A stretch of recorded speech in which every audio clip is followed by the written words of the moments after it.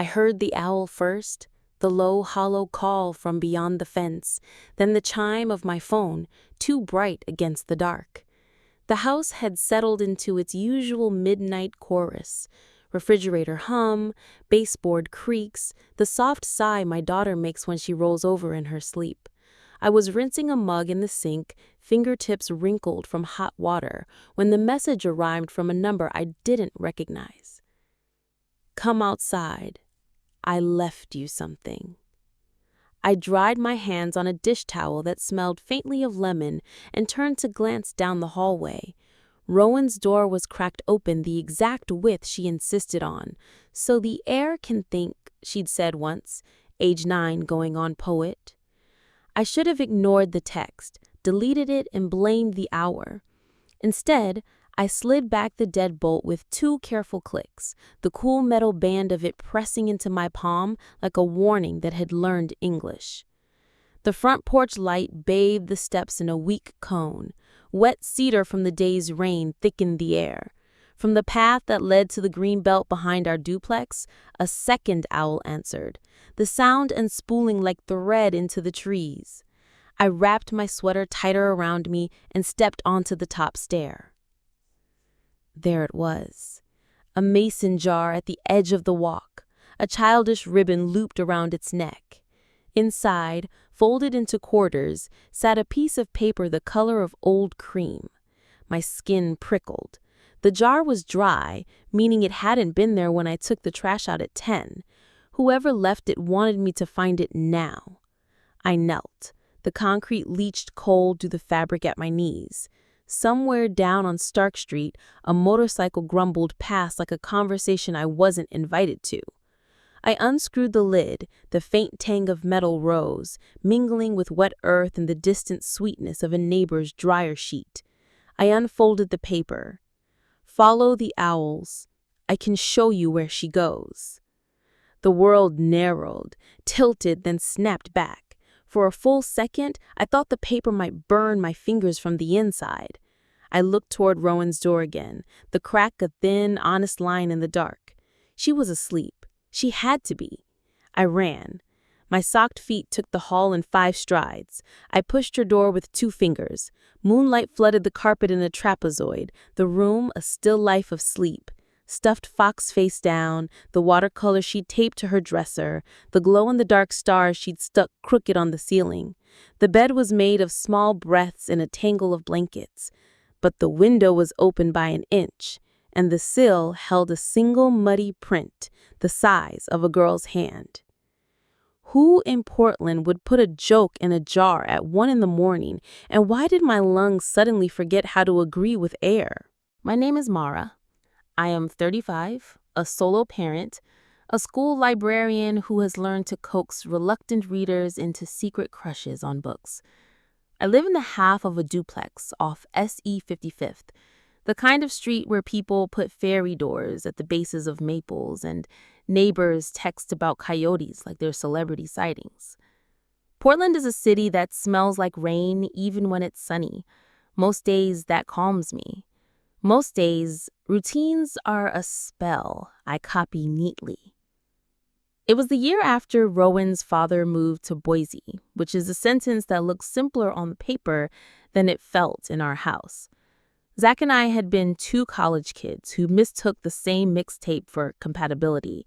He loved hiking until the trails got muddy. I loved staying even when the weather changed. When he left, he did it politely. 8 therapy sessions, a list of bills to transfer, a hug that took too long and not long enough. He comes once every 2 months now, drives down in a rented hybrid, takes Rowan for pancakes, and brings her back smelling like maple and apologies. She forgives faster than I do. Rowan is the kind of 9-year-old who knows all the names of the mushrooms she is not allowed to touch. She draws owls in the margins of homework sheets and names spiders like weather patterns. She keeps a rock on the windowsill that she swears warms up when she leads to it. She is dramatic the way curiosity is dramatic. Everything extra, even the silence. Our house backs up to a green belt, a small, insistently wild stripe of Douglas firs and sword ferns threaded by a public trail. In spring, it lifts a green perfume into our kitchen when we crack the window. In winter, it riots with wind and feels like it has its own opinions. The trail is the reason I picked this place, the reason the rent is higher than my comfort. It is, most days, safe. I run it in the early evenings, ponytails swishing, earbuds out because I like to hear the birds call like excuses. Rowan and I walk it on weekends, her boots finding every puddle as if they owed her money. When the new neighbor moved into the other side of the duplex, Unit B, we celebrated with a plate of lemon bars that Rowan insisted on dusting with too much sugar. He introduced himself as Colin, mid-30s, close beard, a forearm tattoo of an old-fashioned key that looked like it could open 3 different centuries. Software or something, he said. He had the kind of polite smile you bring to new HOA meetings and a habit of standing with his hands in his pockets like he didn't trust them not to fidget. He complimented Rowan's owl drawing, great eyes, and she beamed as if he'd named the bird and put it on our porch. I try not to be suspicious of men by default. I also try to be a woman who has listened to herself long enough to know when a room gets colder without the thermostat moving. With Colin, the air seemed to hold an extra second of his shape after he left, like the space had to remember to forget him. He wasn't unkind. He was helpful in small ways, carried my thrift store dresser up the steps, returned packages that landed on his side. He even fixed the latch on our shared backyard gate, oiling the hinge until it swung obediently. But when he talked, his eyes took pictures, and when he waved at Rowan from his porch, his smile had a rehearsal to it. At school, the district cut our budget, and I became the sort of librarian who begged gently for parent volunteers. I love my job anyway. The smell of old paper and new glue is my drug. I organize book fairs like other people plan weddings. Kids bring me their secrets disguised as book recommendations. I stack them carefully in the returns bin like they might break if I set them down too hard. Adults tell me I have a calming voice. I think what they mean is that I'm constantly trying to calm myself, and sometimes it spills over. This spring, Rowan discovered geocaching. A nurse from 2 streets over taught a neighborhood kid club how to use an app to find hidden boxes in parks. Coordinates, clues, the quick hit dopamine of a successful hunt. Rowan came home windblown and triumphant, pockets rattling with small plastic dinosaurs and foreign coins. She said, "There's one near the creek and a big one by the footbridge. They hide them in logs and nobody knows." She loved the idea that secrets could be honest if you left instructions. We set rules because that's my religion. No solo hunts, tell me where we're going, no leaving our block after dark. She repeated them back as if I were teaching a spell. She's good at spells. She memorizes them so thoroughly, she insists other people should too. The first time I filed a report with the Portland police, it was about a man in a gray hoodie who stood too long by the elementary school gate after dismissal, thumb working a lighter on and off like it offended him. He wasn't my problem alone. 3 parents noticed him the same week, and the school sent a district email with bullet points about situational awareness. The officer who called me back sounded bored and kind. He said, "We'll swing by. It's probably nothing." 2 weeks later, I called again. This time because of a van parked at the edge of the greenbelt at odd hours, always in the same spot, windows fogged, a bumper sticker peeling into a smile it didn't mean. The dispatcher asked the color. Blue. The plates? Partial. The make? No idea. Boxy. "Do you want an officer to respond?" she asked, voice neutral. I heard the rustle of a granola wrapped around her end and imagined a night shift that would outlast us both. "If you have someone available," I said. A patrol car idled at the curb for 20 minutes and then left. The van didn't come back for 3 days. Then it did. By summer, I had a notebook on the counter by the fruit bowl where I jotted small oddities and tried to keep my handwriting from looking scared. June 12th, 8:40 p.m. Whistling outside? 2 notes, like a call and answer. Rowan says owls. July 2. Colin. Asked about summer camps. Too interested? July 9. Found twine tied low on the backyard fence? Rowan says it's for Fort. The notes made me feel ridiculous and prepared, like a woman rehearsing fire drills in a house that insists on never catching. Maybe I was the problem. Maybe caution had turned into superstition. But when a mason jar showed up on my porch at 1:11 a.m., asking me to follow owls, superstition felt like being the only adult still awake. How do you ask for help without sounding like you're telling ghost stories to men who want to go back to sleep? The note in the lunchbox was folded so small it looked like a secret, trying to take up less space. I found it while rinsing out the berries container on a Tuesday evening, the kitchen smelling like damp plastic and dish soap. The paper was a torn corner from a map, a real one with contour lines like fingerprints. Rowing uses maps for everything. Bookmarks, paper boats, fortunes.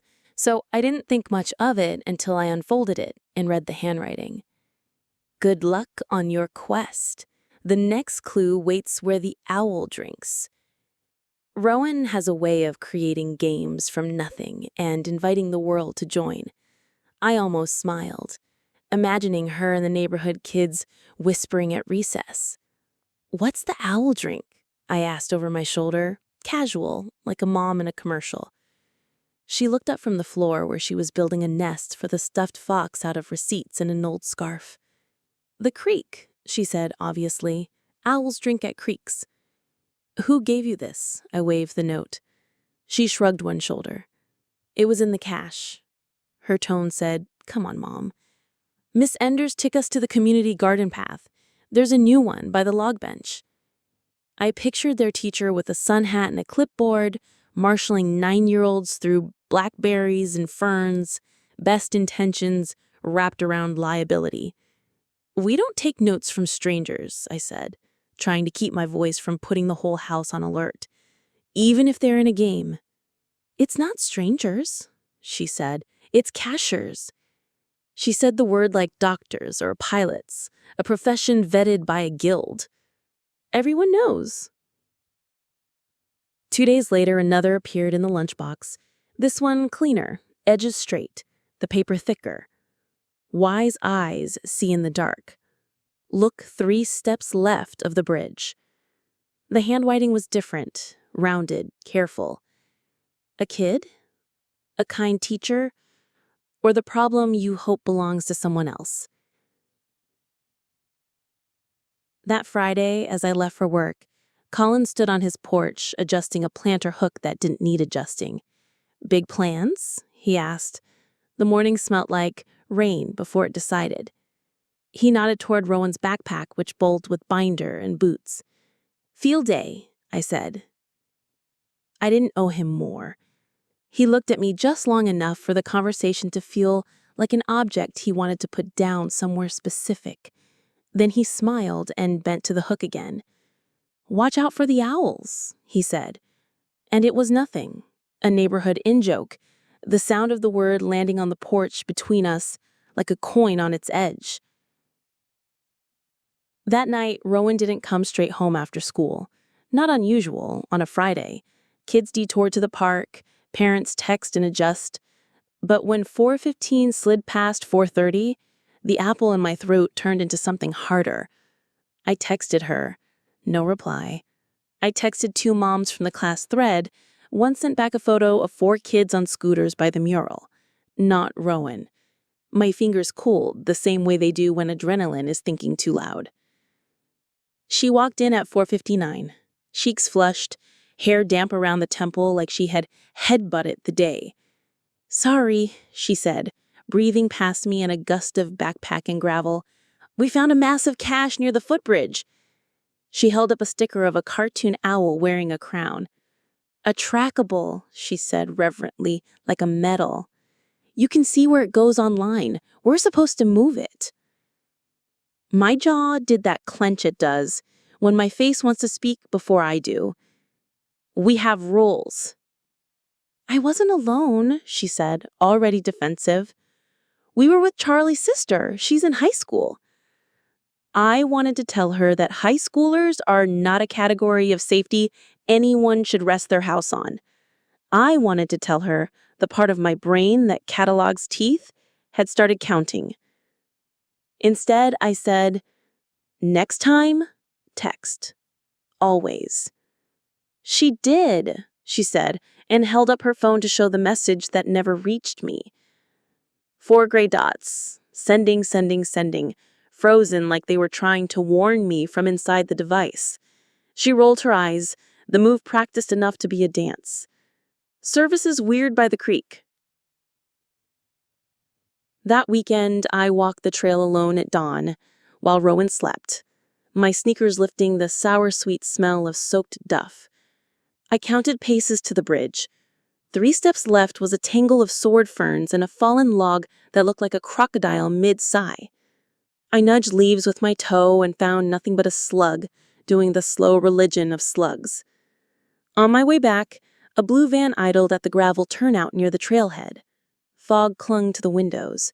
I memorized the partial plate again, 5 kp, and the dent near the taillight like a sentence I might have to recite in front of a skeptical class. As I passed, a man's laugh, just a breath of it, escaped the van. The sound of someone telling a joke to a person I couldn't see. Maybe it was teenagers.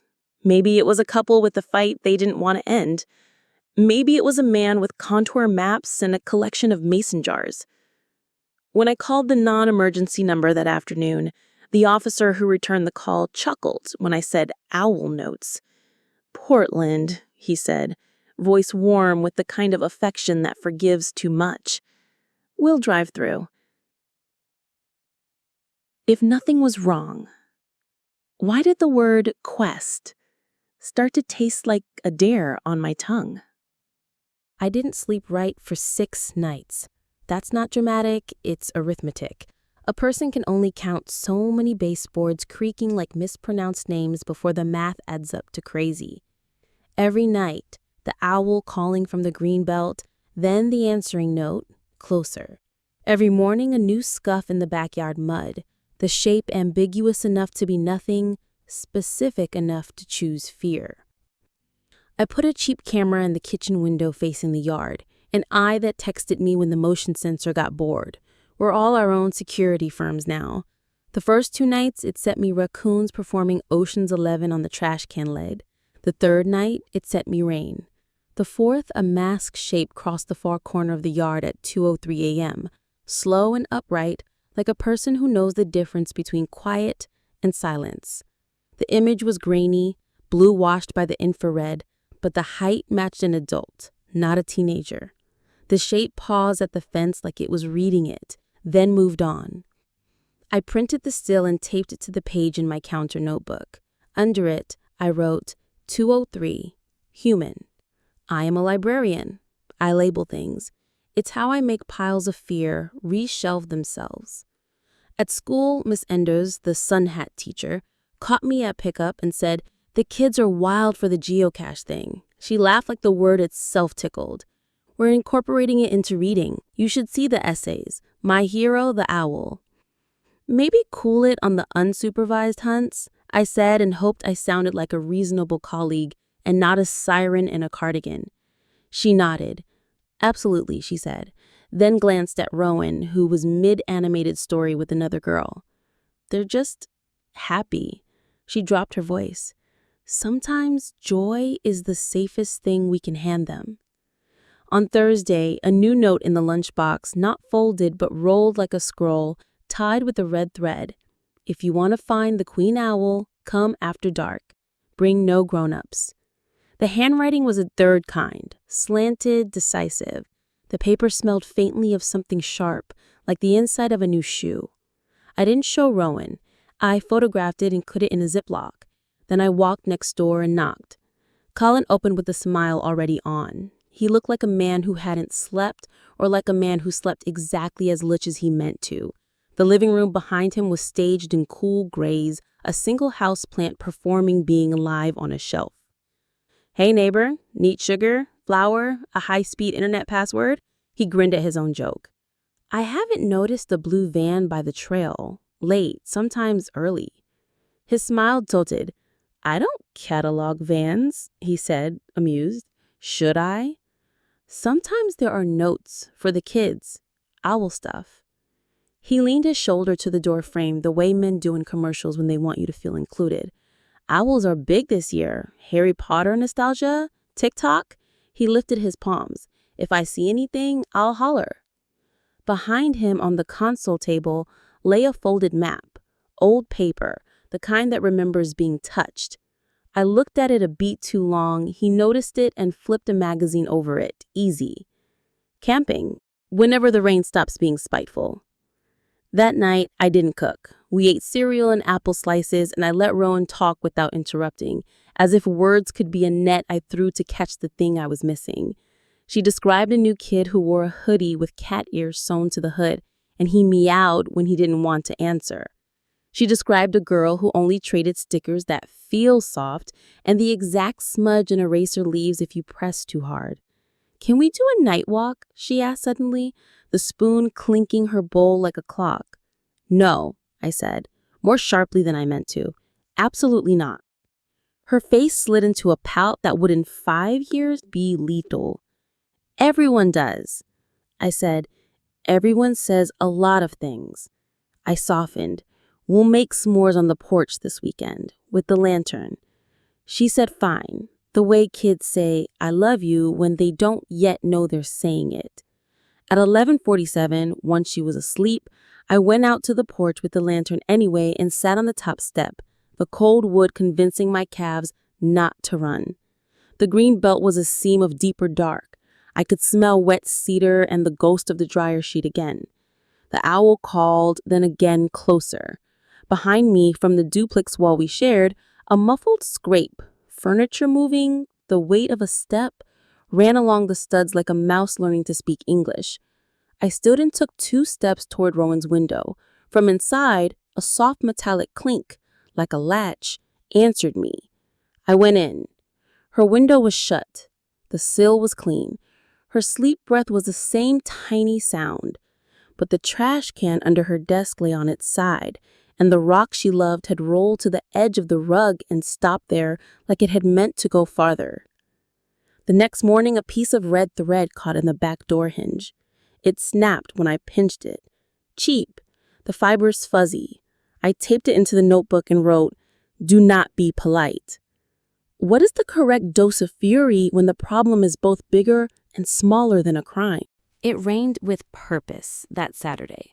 The kind of steady that makes a city look like it's been shrink-wrapped. Rowan and I baked cookies because carbs felt like a way to bribe the house into warmth. Flour dusted the counter, cinnamon made the kitchen smell like a story other people tell about childhood. When the oven timer chimed, we did a dumb dance to the beep. For 2 hours, I forgot to worry. At 3, the rain lightened to a mist that looked like breath. "Let's deliver," Rowan said, already sliding cookies onto plates for the neighbor she liked enough to feed. She put 3 on a napkin. "One for the fox," she said, meaning the stuffed, not the wild kind. I said yes to the walk because saying no to everything is how you make a cage. We wore boots and the cheap plastic ponchos I keep by the door for soccer games that pretend weather is a suggestion. The greenbelt greeted us with its usual perfume: earth, wetwood, leaf. Water stitched itself along the path's edges in small seams. Rowan walked ahead, following puddles like breadcrumbs. She hummed, something tuneless and happy, then stopped, crouched, and said, "What's this?" On the mudbank beside the creek, tucked against a clump of skunk cabbage, sat a shoe. A small, gray sneaker with a glittery crescent moon stamped near the heel. Rowan's shoe. The left one. She had grown that pair in April. I knew because I remembered the arguments about letting go, the math of feet I'd keep on a chart taped inside a cabinet door. We donated them to the school drive, a neat bag of gently used, plus an apology for the grass stain that refused to retire. I picked it up. The fabric was damp, the laces stiff with grit. A burr clung to the tongue like teeth. I turned it over and saw, written in purple Sharpie on the sole, our heart, the way we label everything that wants to wander. Rowan's breath fogged in the cool air. "That's mine," she said, delighted and strange, as if the world had lost something and then chosen her to return it. Maybe someone found it and brought it here like an offering. She said offering like I say circulation policy. My body didn't go cold. It went precise. The edges of the world got very crisp, and a buzzing that I realized was my own pulse rose above the creek's rush. I looked up the bank toward the footbridge. 3 steps left was the crocodile log. Beyond it, blackberry thorns arced like sentences that didn't want to end. A piece of red thread caught in a thicket, shining dark in the wet. "Back home," I said. My voice came out level. "Now." Rowan frowned, then read my face and nodded. We walked fast. Twice she started to tell me something and stopped. Twice I almost said, "It's fine," and didn't. Fine is a word that should come with a license.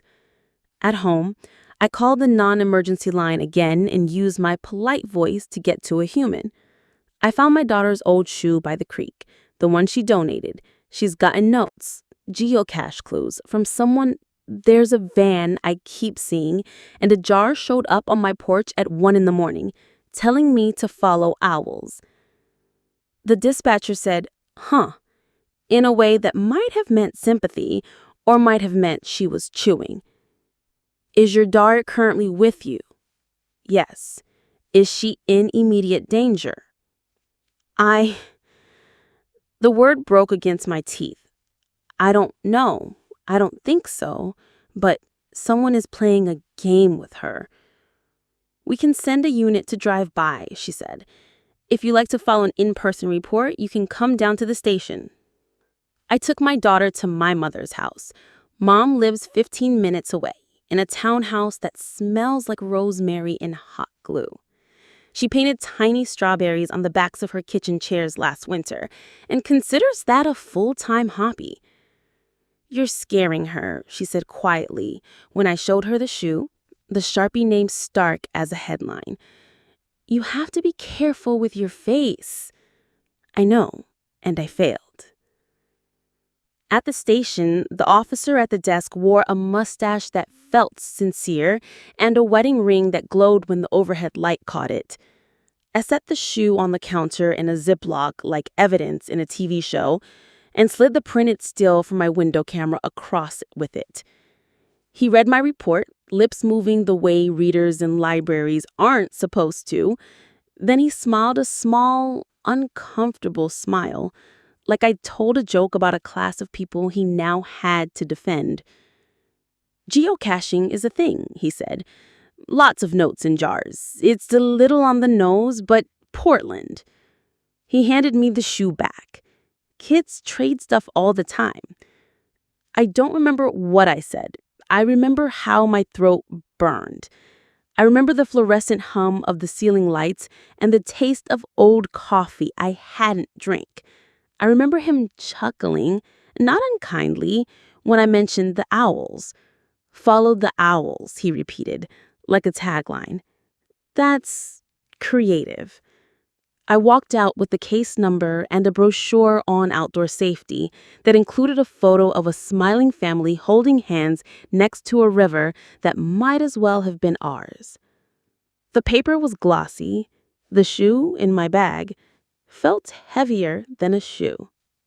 That night, after I put Rowan to bed and sat in the hall listening to her breaths even out, I opened the mason jar note again and laid it next to the shoe. The paper had softened from the damp air of the kitchen. The ribbon's dye had bled slightly into the twine. The handwriting, "Follow the owls," had a pressure to it. The strokes indented into the paper as if the writer liked to make things leave marks. At 1:11, my phone lit the dark again. "Are you coming?" the new text asked. How do you decide which part of yourself you're willing to lose to prove you're not crazy? I stopped sleeping properly on purpose. I set an alarm for 12:58, another for 1:07, a third for 1:15, and lay in the dark feeling like a person trying to keep watch over a city with a flashlight. The house at night has a texture to it, a sound like felt. Water moves gossipy through pipes. The fridge exhaled as if it had been holding its breath since 1998. The neighbor's wind chime tattled on the wind, even when there wasn't any. The first night, nothing happened but my heartbeat. The second, the camera caught a shadow again at 2:01. The same slow, obedient stride, the same pause by the fence like a person reciting a poem to plants.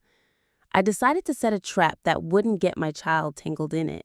I'm a librarian. Traps we build are usually for overdue books. Still, I am good at hiding things in plain sight.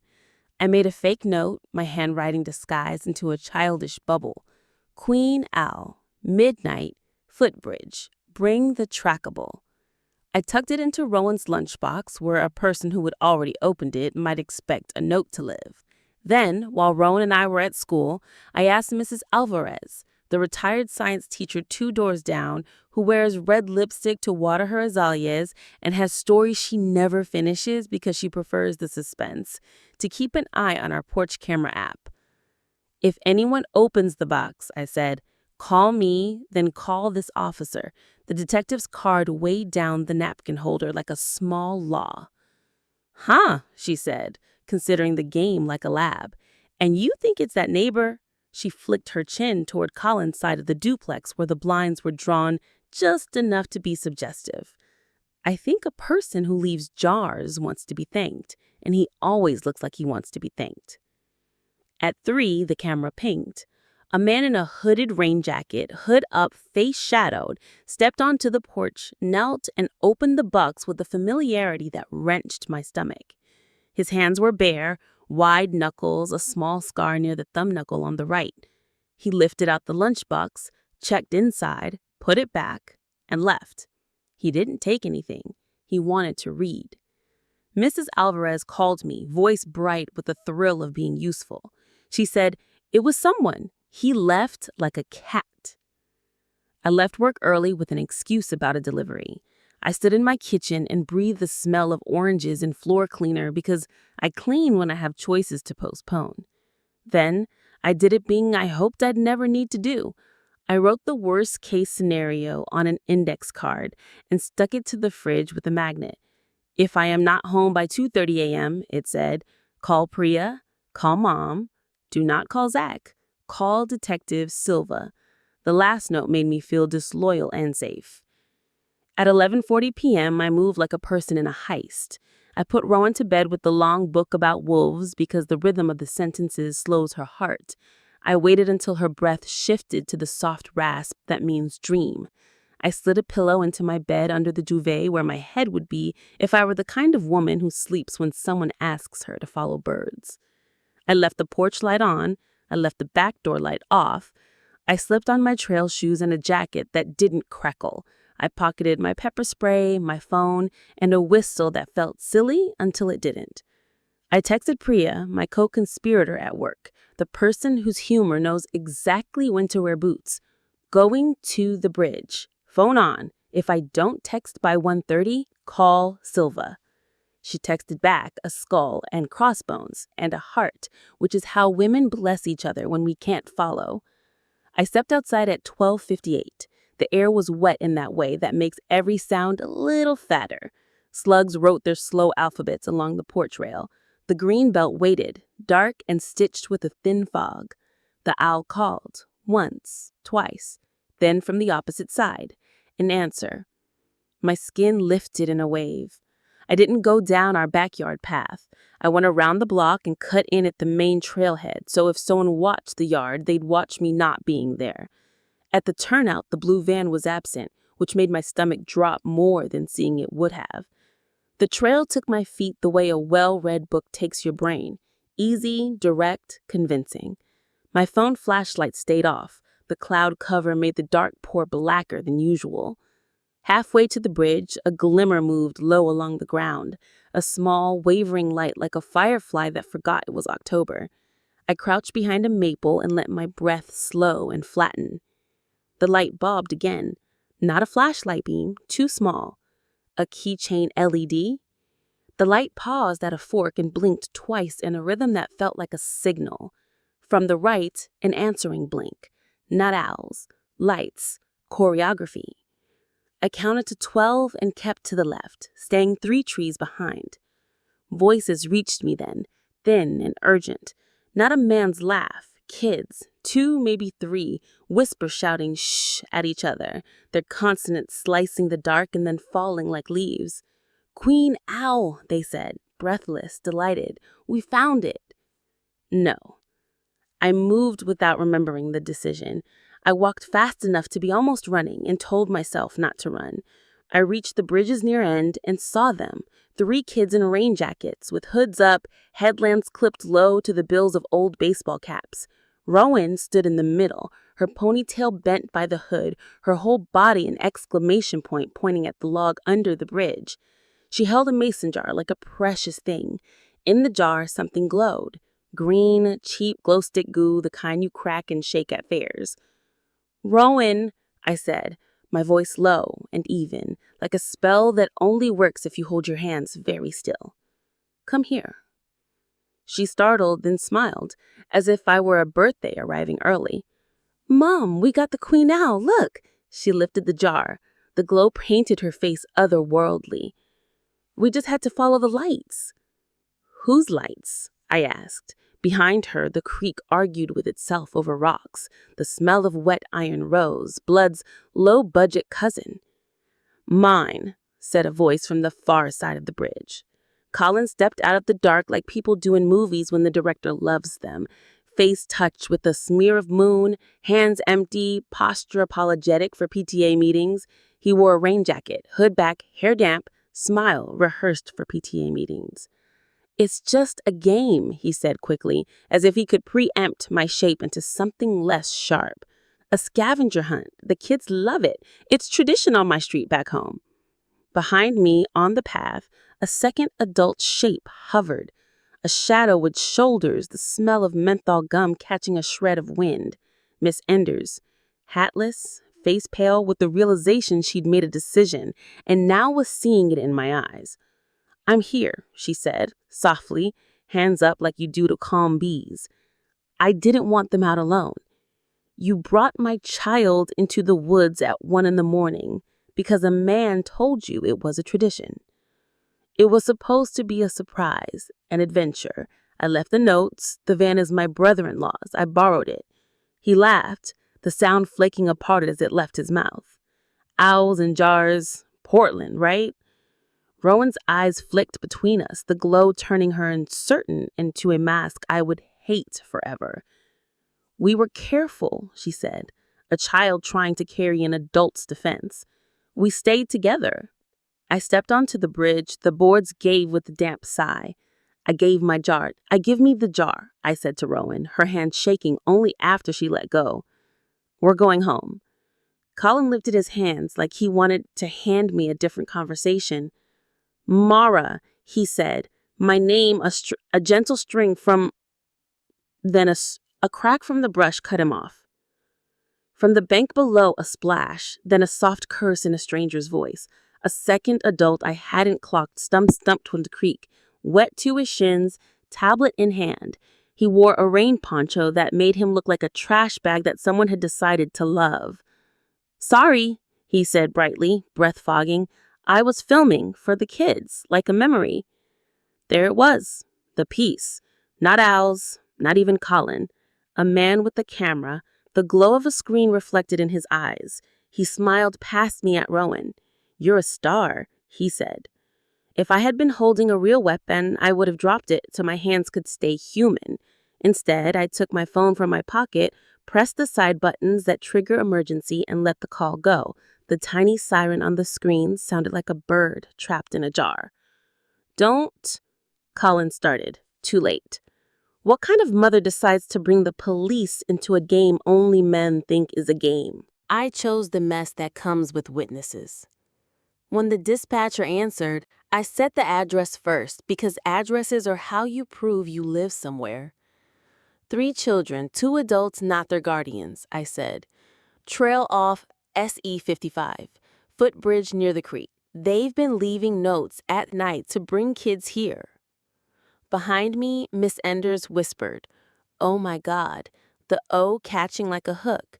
The man in the poncho tucked the tablet against his chest, like a child who'd been told to share and didn't want to. Colin's smile cracked a hair. He glanced right, toward the trailhead, where a person could fade nicely. "You can't be serious," he said to me, tone dropping to the register men reserve for women who will not let them finish. "We're neighbors. This is community." I held the jar in my left hand and my daughter's wrist in my right, and said, "Then you'll love the part where we do this together." Priya would have added a line that hurt and landed. My mother would have prayed. I chose not to be clever. I chose not to be palatable. I told the kids to sit on the bridge rail and swing their legs and count the planks out loud so I could hear their voices doing math. I told Miss Enders to call the other 2 sets of parents and to come now. I told Colin to stand where my camera could see him if it had eyes. "This is insane," he muttered. "It's a misunderstanding." "Then let it be misunderstood in front of a badge," I said.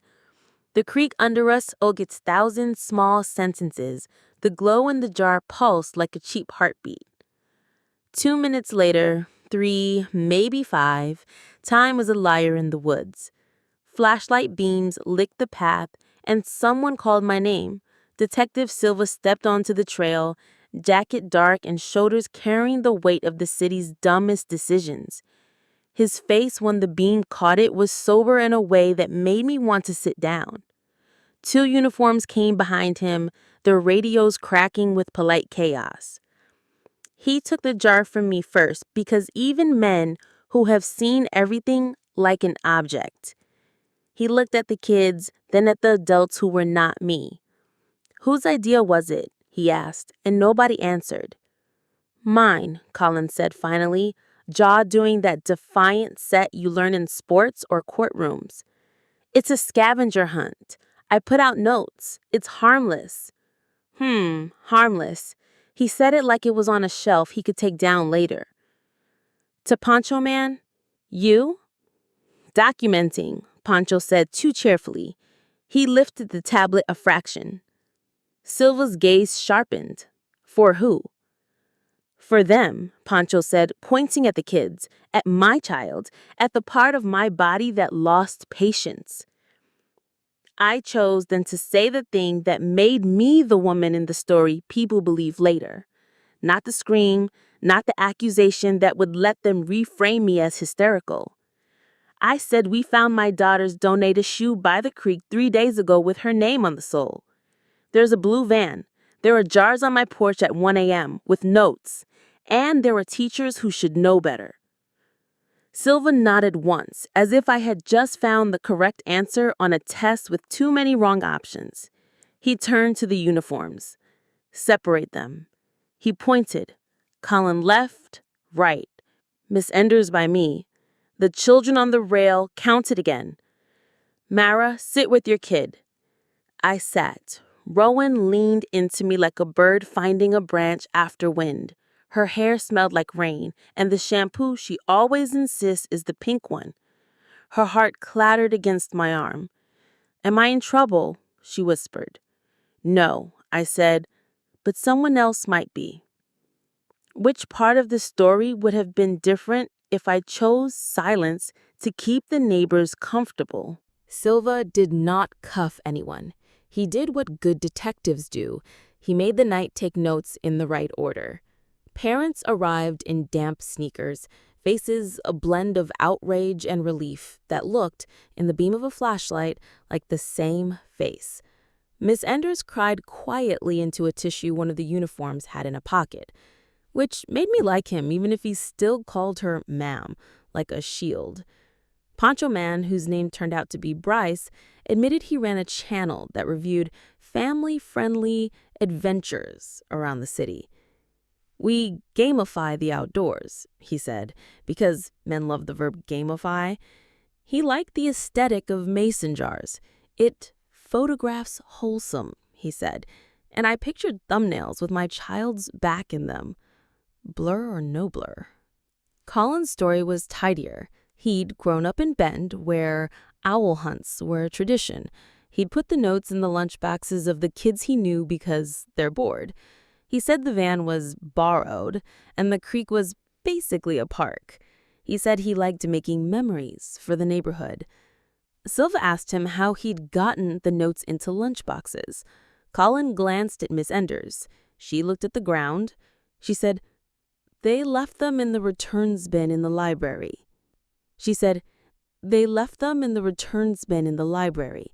Voice small. "I didn't—" She stopped. "It seemed sweet." The word made me want to set the word sweet on fire. Silva kept his tone even. "Where did the jars come from?" Silva lifted the jar to eye level and studied the lid.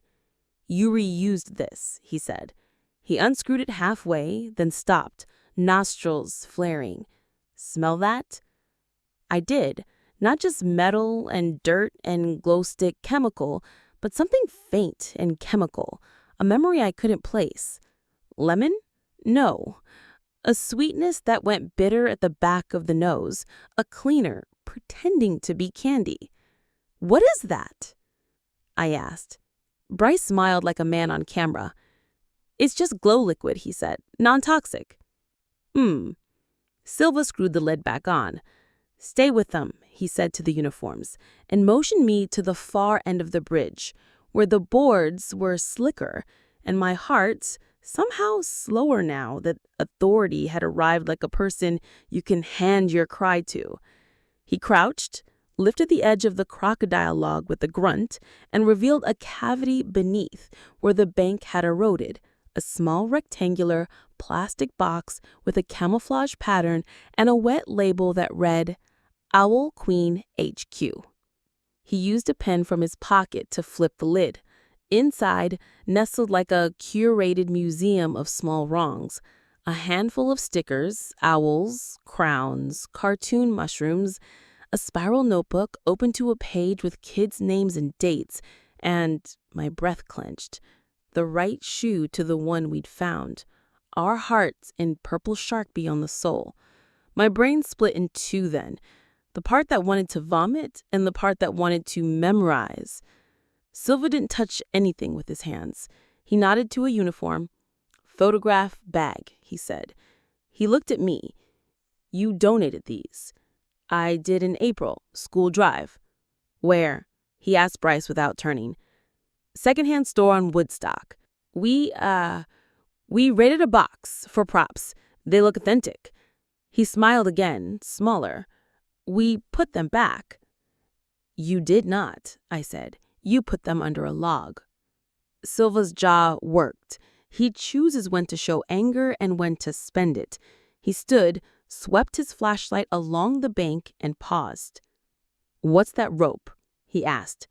I followed the beam to where, hidden among roots and leaves, a length of cheap red paracord had been tied low between two saplings, making a trip line only a kid moving fast would hit. Bryce laughed, reflexive and high. "Obstacle, like Ninja Warrior for the little ones." Silva did not laugh. "Take it down," he said to the uniform. "Carefully." He turned to Colin. "Do you own a map with contour lines? Old paper type? Miss Hart has received notes written on such paper. Do you own a map?" Colin's throat moved. He said, "Everyone owns a map. It's Portland."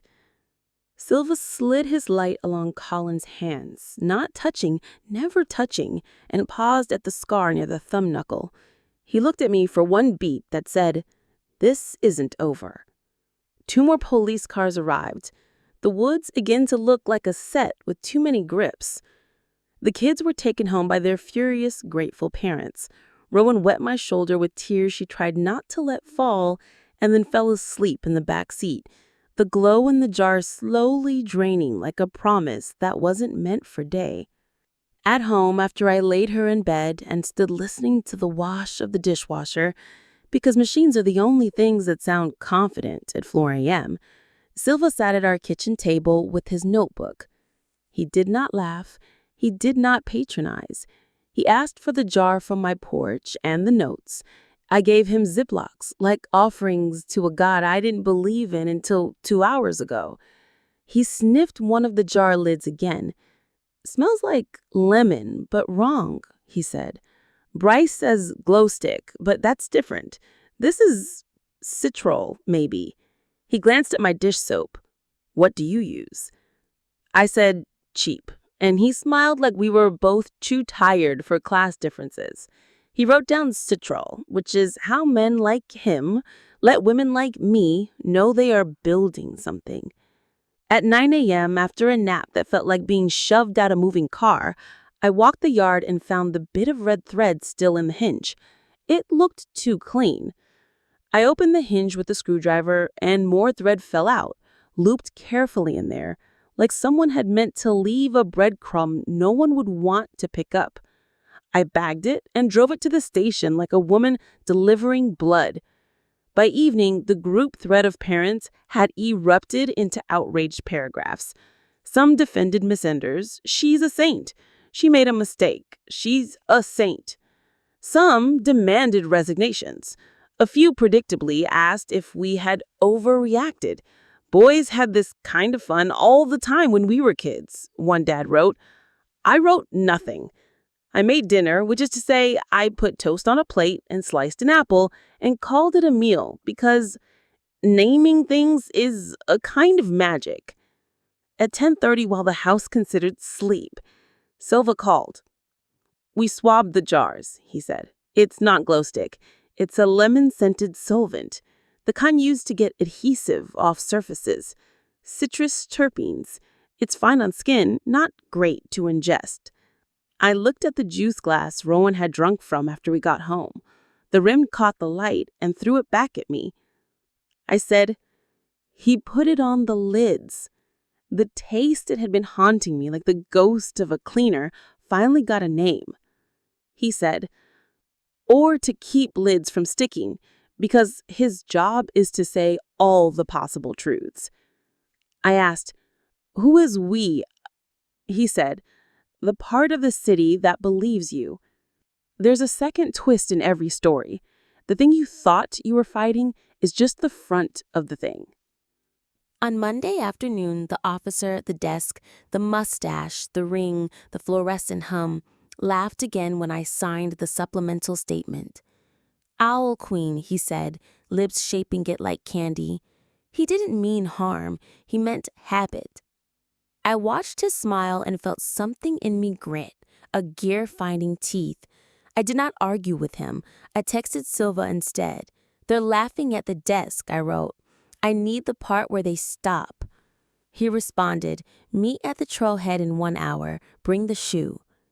The sky had decided on classic Portland, light rain like a curtain you keep meaning to pull back. The green belt looked cleaner than it deserved. Silva met me in boots that had seen things.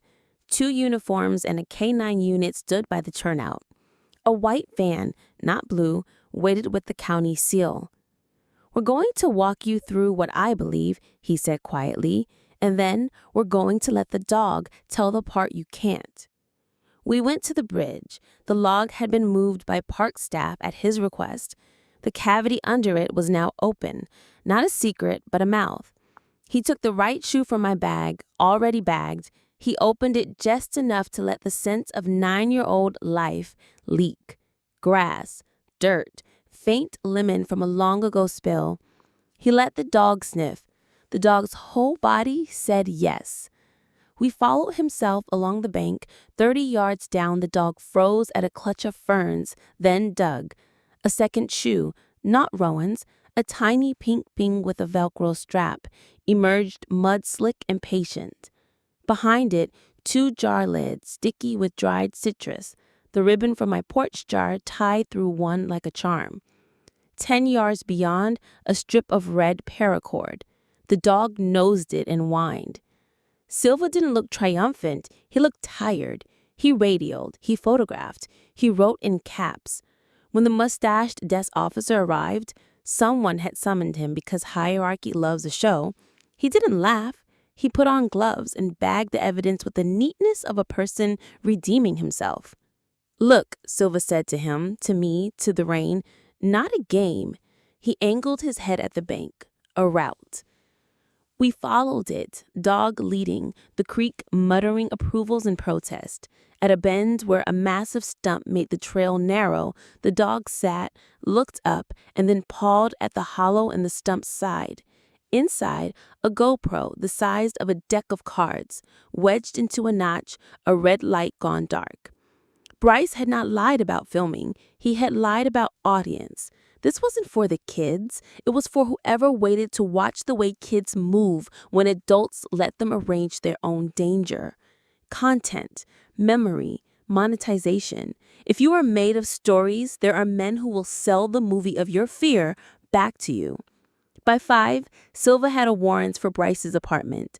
By 7, he had 3 more cameras, a laptop with software for scheduling uploads, a spreadsheet titled Q4 Owl Hunts with dates and names, and a small cash box with petty bills the way street magicians keep money, fast and informal.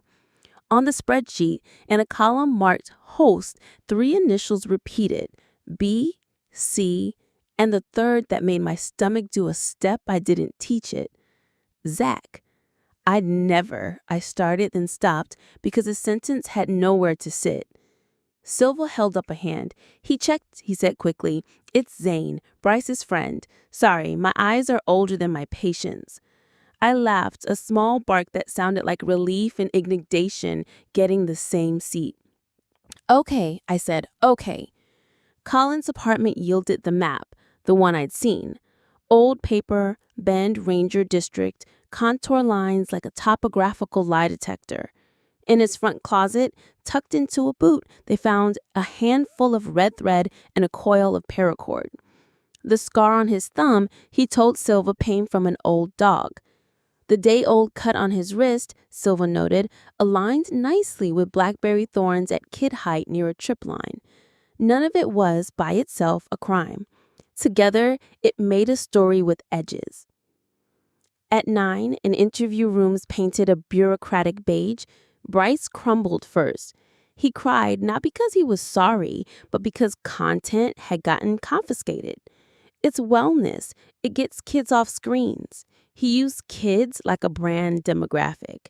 He used the word community again until Silva leaned back and let silence make the room smaller. Colin lawyered up.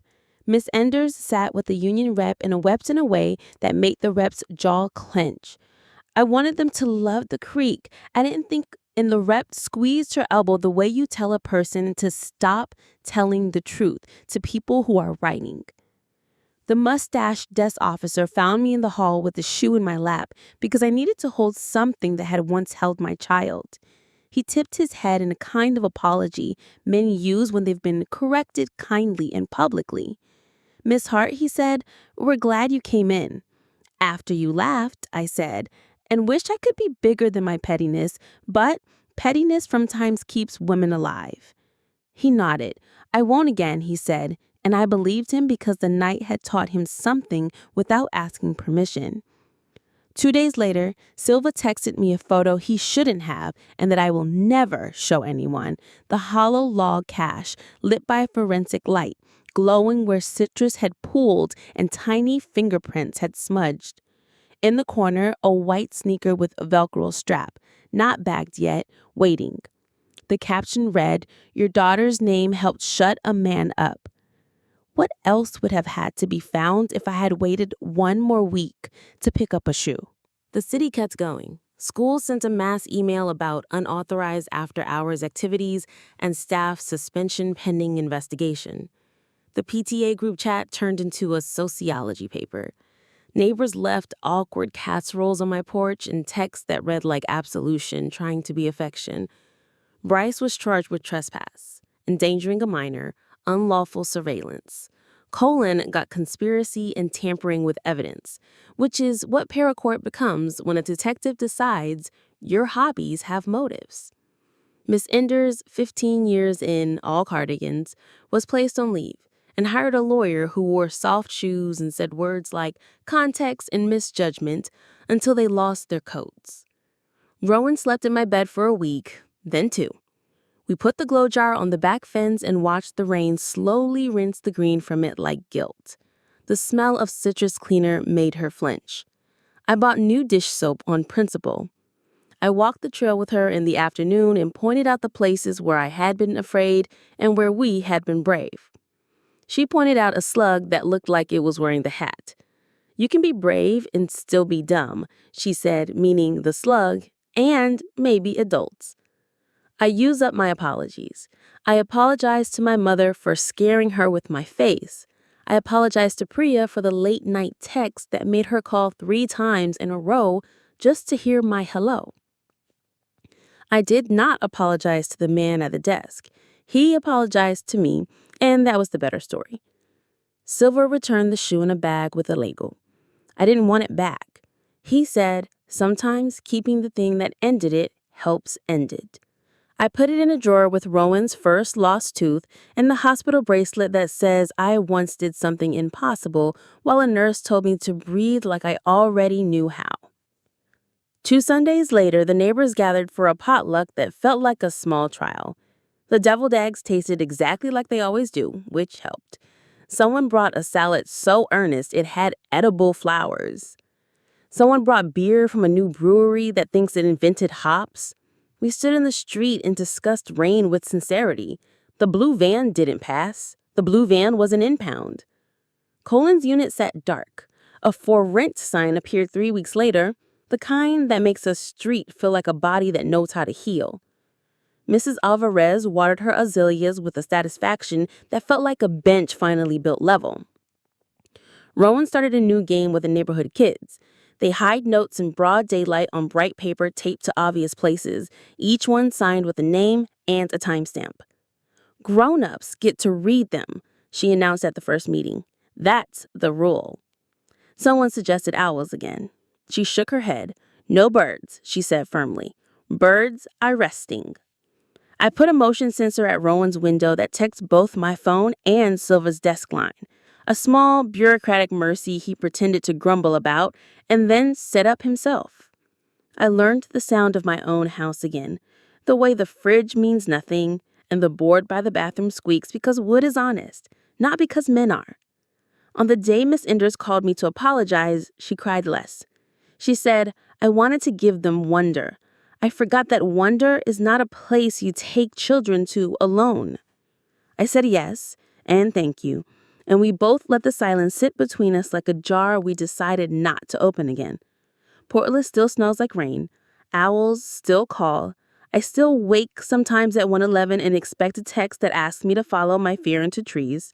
I don't. I roll over and count Rowan's breaths and remember that a shoe can be a weapon if you call it evidence. Sometimes the most dangerous part of a story is the part where you start to believe it's your job to be reasonable. I keep thinking about the laugh, not because it was cruel. If it had been cruel, I'd have armor ready, but because it was casual. Casual is how women get erased from their own emergencies. Casual is how a jar becomes a craft project, a map becomes whimsy, a shoe becomes a coincidence. Casual kills as politely as it can. I keep thinking about the ways I almost made it easier for them. The times I wanted to say, never mind, because the line was long. The urge to soften, my daughter's name is written in a shoe under a log, into, it's probably nothing. I keep thinking about how my body knew before my brain wrote it down. How the smell at the rim of a jar can be a thesis. How a red thread can be a breadcrumb.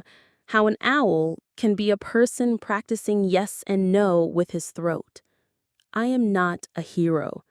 I am a librarian with a notebook and a daughter who will grow up into a person whose windows I will not always be able to see.